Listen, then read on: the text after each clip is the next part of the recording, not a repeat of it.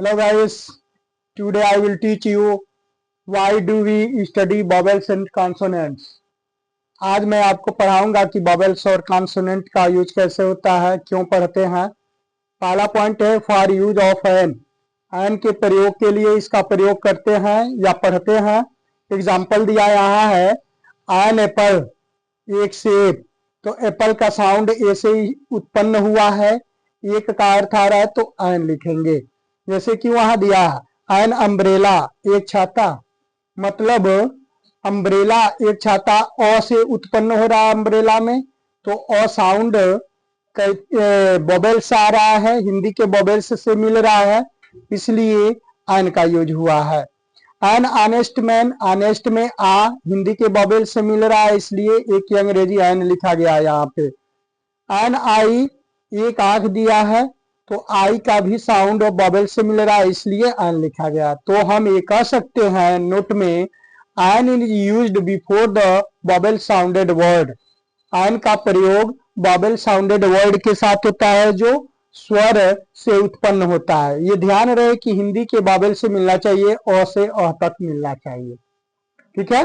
उसके बाद देखेंगे दूसरा point for use of a का यूज भी एक के लिए होता है।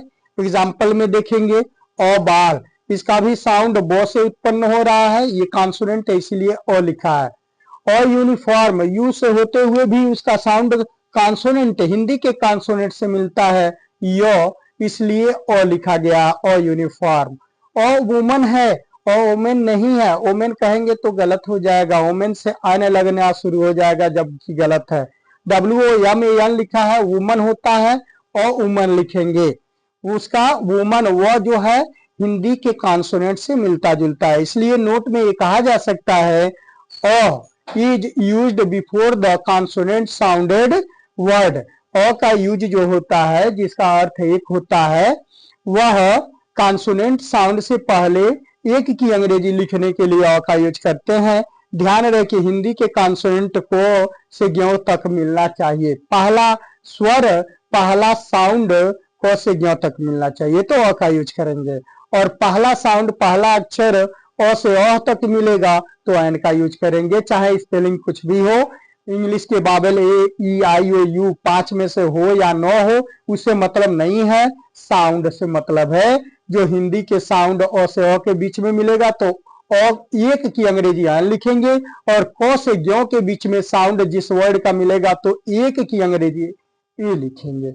इस तरह से ध्यान देंगे। तीसरा पॉइंट, तीसरे पॉइंट में for use of the the sound, यह दी और द स्पेलिंग एक ही है, टी एच ई दी होता है, टी एच ई द होता है, दोनों में अंतर है। ये दी कहां बोलेंगे, जब कोई वर्ड जो शब्द होता है, कौन सा शब्द, बाबेल साउंडेड वर्ड होता है तो दी लगा के बोलेंगे। जैसे एप्पल में द लिखना है टी एच ई तो द नहीं बोलेंगे, दी एप्पल बोलेंगे। उसी तरह इंकपाट है, ई से स्टार्ट है, इंकपाट बाबेल साउंडेड वर्ड है, दी इंकपाट लिखेंगे। उसी तरह दी अम्ब्रेला लिखेंगे, दी आई लिखेंगे, दी एयर लिखेंगे। इस तरह से बाबेल साउंडेड वर्ड के आगे द टी एच ई लगाने पर दी होता है, दी पढ़ेंगे उसको। फिर द वही स्पेलिंग है टी एच ई, तो ये कॉन्सोनेंट साउंडेड वर्ड के आगे द का यूज करेंगे। जैसे बाल में ब है, ये कॉन्सोनेंट वर्ड है, इसलिए यह द बाल पढ़ा जाएगा। द लिखना हो, द का यूज करना हो तो द बाल कहेंगे। द यूनिफॉर्म कहेंगे क्योंकि यूनिफॉर्म में साउंड है ना कॉन्सोनेंट का आ रहा है, इसीलिए द कैट कहेंगे, द डॉग कहेंगे, है ना, द माइट कहेंगे, द कार कहेंगे। इस तरह से जितना भी कॉन्सोनेंट वर्ड है उसके आगे द का यूज करना हो तो द ही पढ़ेंगे, लेकिन बादल शब्दों के आगे द लिखेंगे तो उसको दी पढ़ेंगे।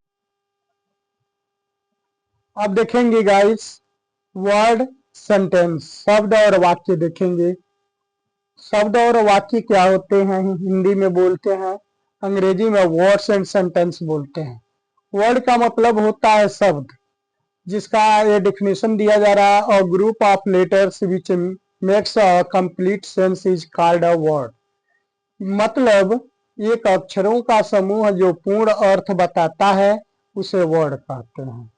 यानी अक्षरों का समूह होना चाहिए जो पूर्ण अर्थ बताए, सेंस बताए, तब वो वर्ड कहलाता है। जैसे boy, BOY, boy, boy means लड़का होता है, ये पूर्ण अर्थ बता रहा है, सेंस बता रहा है, तो वर्ड है यहाँ पे, और नहीं बताएगा तो वर्ड नहीं है। जैसे वहां देखेंगे YBO लिखा है, इसका कोई सेंस नहीं निकल रहा है, इसलिए नॉट वर्ड है।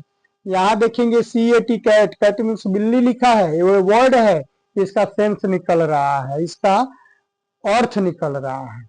लेकिन CTA लिखा है, वहां पे देखेंगे नॉट वर्ड है, क्योंकि उसका कोई अर्थ नहीं निकल रहा है, कोई सेंस नहीं निकल रहा है।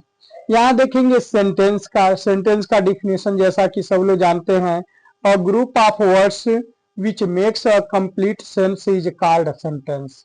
एक शब्दों का समूह जो पूर्ण अर्थ बताता है उसे सेंटेंस कहते हैं। जैसे Ram is a good boy, Ram एक अच्छा लड़का है, इसका सेंस निकल रहा है।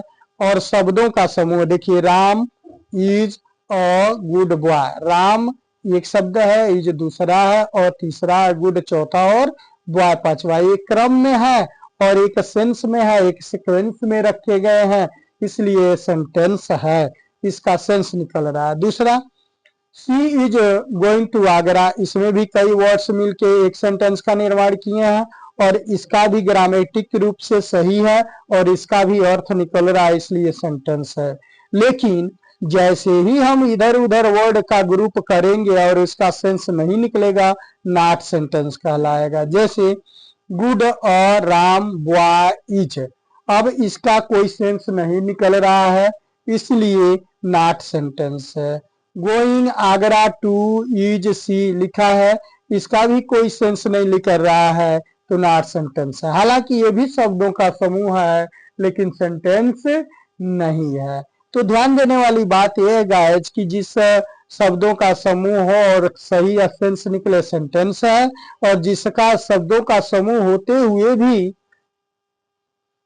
उसका अर्थ न निकले, सेंस न निकले, तो वह नॉट सेंटेंस है।